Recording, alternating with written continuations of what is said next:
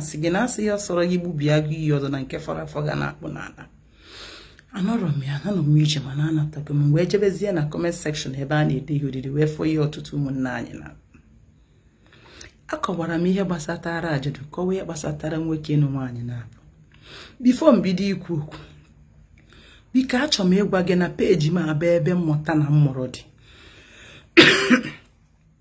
abịana na peji m egosi m na ị ga-ekwu nkwo na ị ga-edebe ide enwere m ike blọkụ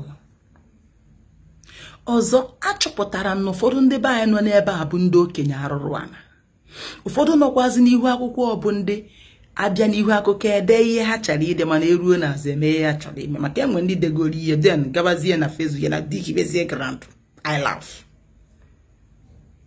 ọzọ ịbụrụ mmadụ na-eku ume ebe a na ndị ụbọchị ọbụla ibidoro mawa eziokwu ibido deba ndụ ịfọrọ peji ya aga m agwa gị reality ihe ụwa dị otu ihe si dị agakwuo na m njem fọ mmadụ efuru bụ onye ọbụla na-achọpụ ihe ga-efevọ ya adị m eme otu ahụ na peji ya mma agwa gị ihe ụwa dị o mee ma ọ ga-ewute ma ọ ga-agbawa m obi but mma agwa gị na nne na ka o si wee gbatakwụrụ otu a ka m si azụ ụmụ nke m adị ama ụma mgbe ha ga-apụ ruo mgbe iri hapụ m gaba nke ha onwe ihe ha fụrụ n'ụwa ha mara n'otu ụwa dị ana m enye nkụzi gbasara poligami afọkwara m ọtụtụ ihe dere onye ọbụla ize tantutis onopi inwe ike ide egwu mana achọrọ m ime ka ị mara afọ m ndị senụ nke mbụ na ọ bụ na eme onwe onye sị na ya bụ widow at the age of 9 ya n'ụdị 19 kwa dị 23 nwanne di ya wee zụọ ya ya emecharịta ọnụ ego na ọ bụ na ime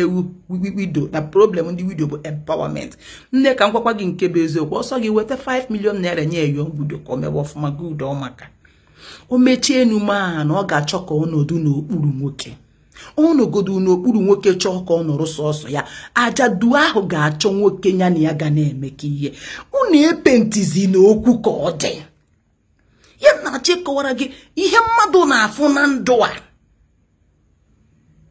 mmadụ ka ọ bụ ịkọwago m ebe a na vidio m ebe last month ọ dị ọtụtụ ihe nwere ike ime ajadu chọba nwoke health issues ihe gbasatara fibroid na obiri ime n'ike obido nyebe ya nsogbu anyị bụ nwaanyị abịara m mepe peji a ka m bịa gbawa saga no ihe mbere nye gị bụ nkụzi ọtụtụ n'ime anyị na-eche na ihe nwoke na nwaanyị jana ka na ya maka mmekọ nwoke na nwaanyị fọrọsị m wataba asesesịa madam ji ezu ike oke gị nwa na onwe gị emego gị empower na ediri establish ọkwa ịnụgharịra ịka anụgharị ịnụgharị di ọmmadụ niile na-anụgharị di enwere ndị ajadu mugoro otu nwa di ha mana ha afụbedi ruo taa ọzọ ana m akwanyere mmadụ ugwu mana izuzuru bịa na DM m mma akparị gị kparịkasị aga ha ndị oju m afọ mbe na Facebook ateta ọgha n'ebe anụmanụ ịbụghọ mmadụ okenye na-agụ ofe dị ka gị ga-emepe nwa ọrụ gwa ụmụazị nke bụ eziokwu ọba ajadu niile na-anụgharị di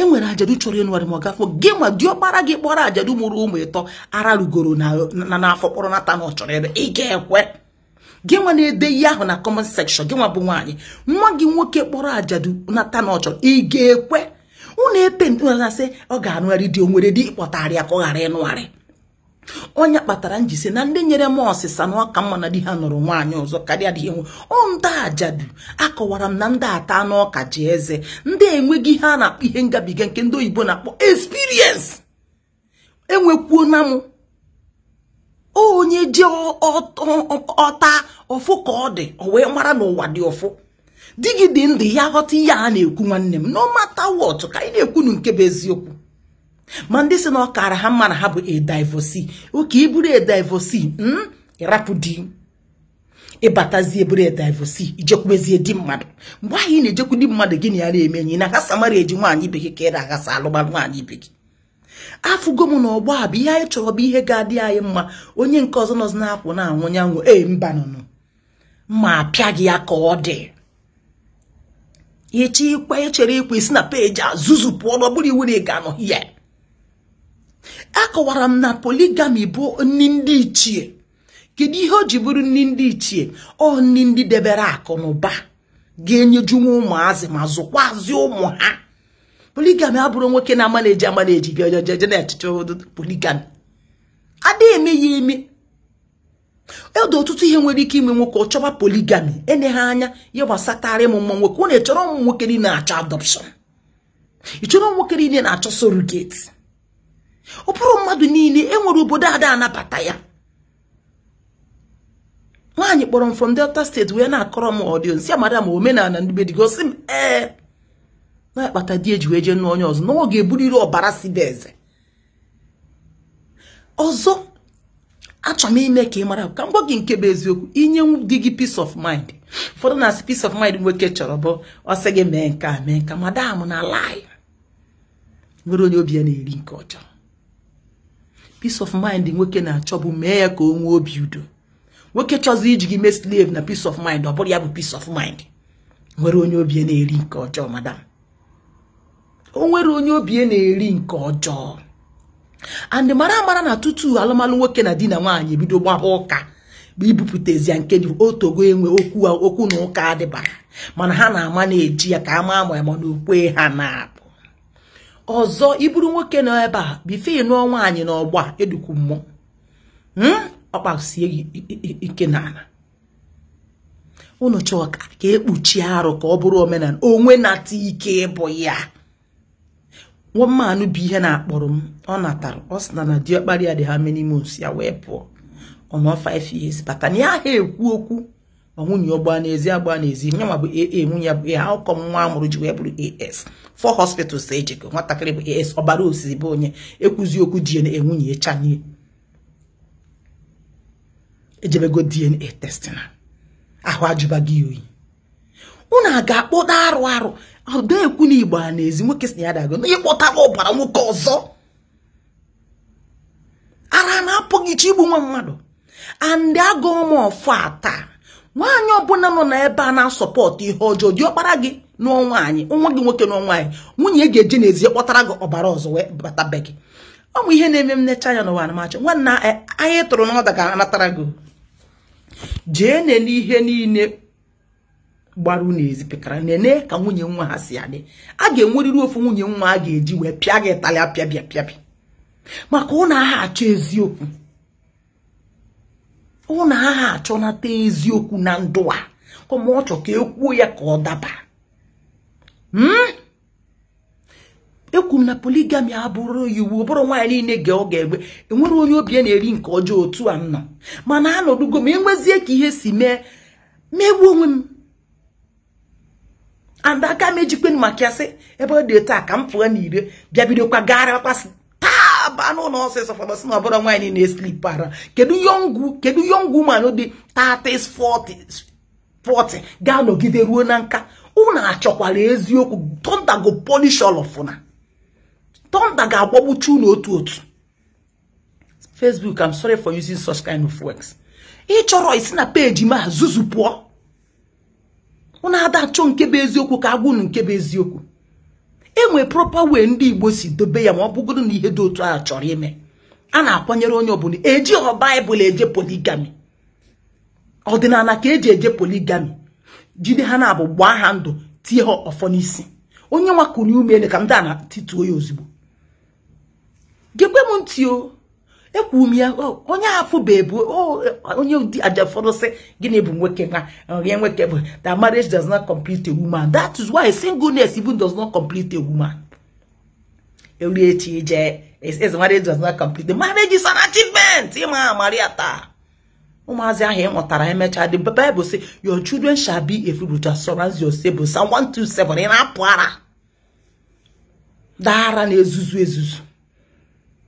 Una ada achọ ebe a na-agwụ n'eziokwu n'ebe a sị gege na zuzu ebe ọsịsọ. Ọzọ maka ndị bịa na-asị m nwaanyị dị ka madam na-eme anya ọfụma oke maka ịchere I am my fault. Okay, Imaro. Yes. I'm a young, vibrant lady. Na-etikpe eti. Na-eme anya ọfụma. Chineke m nyere m otu o nyere m ka eme otu ọ chọrọ isi kem maka na m ahụ emeki ụfọdụ bịa na DMD esensi ya na local woman tonda gbagbuo ebe a mpụta kịta apụta ya akwụrụ. My height is more than 6 feet. Ị na-apụ ara. Ifugo m n'ihe. Jee chụọ ndị mma m. Ị na-awe ara. Ka ịcha na gịnị mere? Ifo m mpụta n'iru akwụkwọ na maka ete nke pụta ebe ịkọ iri apụkwa iri. Ị na-awe ara. Ma achọ ka mụ na gị fugoro face to face ka ifo m ka mfụgo ọfụma without makeup. Onye kpatara ụfọdụ n'ime unu ji ezuzu. Unu bịa na Facebook na-eme tele when reality hits you na ịsụọ ike na ọtụkọ ma kacha njọ ụmụ nwaanyị. Akọwara na ọtụtụ ụmụ nwoke n'ebe a agwa ọjọọ gị nwere ike ime nwunye gị owu ishi ego ọnwụ, mana nwaanyị ọbụla na-ewu ishi dị ya ọnwụ buru ụzọ jee nwụọ. Mana ọ bụrụkwa na gị bụ nwoke na-ebu ụzọ na-ewu ishi nwunye gị ọnwụ si buru gị ụzọ tituo gị ana tigbuo gị. Enwekwara ụmụ nwaanyị ndị bụ ezigbo mmadụ mana agba di ha na-akpasa anya ma ọ dị ka ha na-enwe obi ọjọọ ebe ahụ. Mana ọ bụ na okwu di na nwunye na-enwe dị ka mmadụ enweghị okwu ahụ edozi. Ụfọdụ na di ha enweghị okwu, ụfọdụ adịgidego obi inu na obita digide egbori ya tichu ụmụazị n'ime. Kama di gị ga-anụ nwaanyị ọzọ, kama di ga-anwụ ka egburu ewude ka bịa gagharịwa. Ọ gị ga-ebu ụzọ m maka amụtara m nwa nwoke mụta nwa nwaanyị. Ọfọ na ogwu ka ideji awa na owe gị wezuzupụ na peji aje peji ọzọ ịda apụara. Ịma ụfọdụ ama na m na-ekwu okwu. Owe gị iwe zuzupụ na peji a. Ị na-ayị yara. Si ebe zuzupụ ọsịsọ. Enwere ọtụtụ ụmụ nwaanyị ndị bụ ezigbo mmadụ ndị na-abụghị nkwado ha ime ịgba alụkwaghịm. Ndị na-echa ndị anya ọ bụrụ omume asị na ebe di ha nọ. Ihe kpatara edebiwe ebe enwee. Ndị nwaanyị na-achọghị ịgba alụkwaghịm anyị fụ na ote ebe ebe mmụọ ebe mmadụ fụ na nwaanyị a na-akị ya dọcha. Poko bros ọnụrụ one 7. Daka anyị si gị na polygamy bụ nni ndị ichie ọ ndị nni ji ego anụ ọ ga-esetụlụ ọ ga-edebe ka okwu na ụka ghara ịda. Ọ bụrụ iwu na ị ga-ekwe. Ị chọrọ ekwe ị nọrọ onwe gị ekwuru m ya mana ihe anyị na-ekwu bụ abịa na sị ka ị nọrọ onwe gị bụrụ divorce jezie na marriage nwaanyị ibe gị bidozi ime di ya enyi. Ibụrụ divorce chịrị ụmụ ịtọ nọ kedu nwoke ya ekwe nọ. Ajụjụ ka anyị na-ajụ n'ụlọ. Ndị nwoke dị ihe ahụ kpakọrọ isi ọnụ. Enyi ka ọ ga-eme gị. Enyi ka ọ ga-eme gị. Unu ama nchọ ka agwa unu nke bụ eziokwu. Gosi m nwaanyị si na dịrị pụọ yigidegoro otu nwoke ya kpọọ. Gosi m nwaanyị ahụ dị yọngụ. Ama unu na-atọrọ m unu. O nwere onye anyị na-eji eji n'ọgba abụọ ịfụ ngwacha gị ihe ekwe ịchọkwa ekwe. Ichezuoro onwe gị ike. When the time comes, I am get ntị iburu nwoke na ebe amụrụ m nwoke otu aka m esi zụkwa nwa m. Ịnụ nwaanyị rụọ ọrụ gị dịka nwoke rụọ dịka mana nwaanyị bido ịwa gị isi nke ịchọ isi gị. Debe ya n'akụkụ gaa marry another woman. Ọ m kwurie. Ị na-eme your responsibility gị nwunye gị ada bụrụ onye ya mgbe ọbụla nnọọ okwu na ụka ihe anwụta ihe efu echi biko rapụ nwaanyị a jee chọọ. Ị bụrụ nwaanyị na-ebe adị gị bido nke ime gị tigbuo ụzọ gbuo nke ịchọ ntutu gị rapụ the man chi ezu ike. Ya na akpịa bụ separation ka isi nwe ike ji ọnụ na-abụghị. Ọ bụzie na akpọchi iwu n'azụ na-abụ ike chịkọ wee were uche na amamihe wee bie wee lụọ dịka di na nwunye nke akpọ ọ bụ na enwe domestic violence n'ime. Mana taa ada ekwekwu domestic violence. No mba the man cheats ọ dị ebecha ego adịrọ efepụ. Who is fooling who here? Ye kpata na ya bụ nwa isikwu. Ọsọsọ naanị ajadu yi ga-akpọ okwu ama ihe nna akọwa. To me, I refuse to be a widow for the second time. Gị nwere onwe gị dị gị ka dị ndụ ụwa na-atọ gị ụtọ ijebeghọ ụkwa ekpe ya na ka echie na ọ ihe ọ ga-abụ nwanne m ị ga na-azọkwa ya open territory. Chukwu dala mana echi o tie gị n'isi ịpụcha akwa ojugo bidokwa mekwara ka ị ga-achọ ka ịba be mmadụ ka ị nọrọkwa n'ụlọ nwa ukwu dịka nwoke. Chineke ede gị otu a ka ọ dị. Even ma ndị mmadụ chiri echichi debere ahụ na akpọrọ okpukpe oke iche echichi ha na-ejekwa na-emegiri m ọkwa nwunye mmadụ na-achọkwa ụmụ nwoke m na nta asụ ọsịsọ dahara pauno. Ụfọdụ n'ime unu bụ sọ ndị na-ekwu okwu ụfọdụ maka dị n'obodo oyibo idebe ine adụkwa ndị na-ebe oke idebe ahụ na-ebe eclastic blogger anti nwere ihe bụ na ị na-ebe abụọ dị gị n'azụ gị ichi isi m na-ebu agbarịpụta mụ na gị agbara bụ ihe onye kọta nwuru ọ bụrụ ihe onye dị nyere ọka si agụ nwaanyị jụọ ndị ma m isi m na-ebu agbara nwa jụọ gị debe ego dị gị n'akụkụ kedu establishment gị ka anyị gụọ ị na-apụ ara ihe onye menwuru ihe a na-ekwu ị na-ezuzu ezuzu ịbịa na ma DM ọzọ apịa gị mgbajara pịaja ga apịaja ị na-eme blọọgụ ga na blọọgụ ya n'obodo oyibo de deceives na ụmụazị n'ebe a nwoke bịara ebe a nụọ gị kpọrọ gị gbago ị na ọzọ na-akọfusi akọ ihe onye pụta aka bịa ṅaṅaṅa ka gị na-eme ị na-awa yara come on dee ode ọsịsọ ife idie na nna gị nwe ihe o menwuru na ọgbakọ nna gị gị nwa bụ nwaanyị bụ agbara chi ya gbara ọhụụ gee ihe ime nwuru n'isi onwe gị ehe bịa mụ agwa gị nke m menwuru n'isi onwe m ka m zuzupụ n'ebe ọsịsọ dara